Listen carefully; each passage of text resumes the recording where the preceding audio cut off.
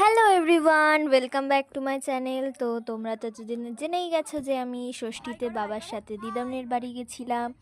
তো ষষ্ঠীর পরের দিনকে সবাই যখন একসাথে হয়েছিলাম তখন তো একটু ঘুরু ঘুরু করতেই হয় বলো। তো যাই হোক, আমরা কিন্তু ঘুরতে বেরোইনি, অ্যাকচুয়ালি আমরা আইসক্রিম কিনতে বেরিয়েছিলাম।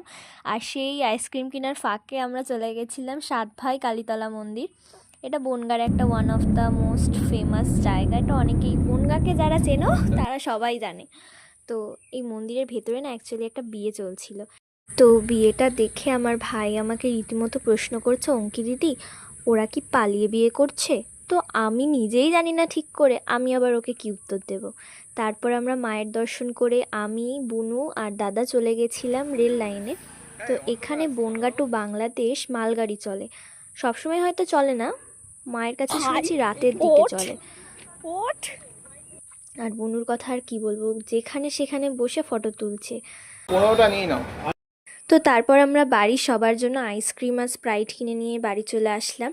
তো বাড়িতে এসে সবাই সবার মতন এগুলো খেয়ে নিল, এনজয় করলো। তো আজকের জন্য এটুকুই। তো টাটা এভরিওয়ান।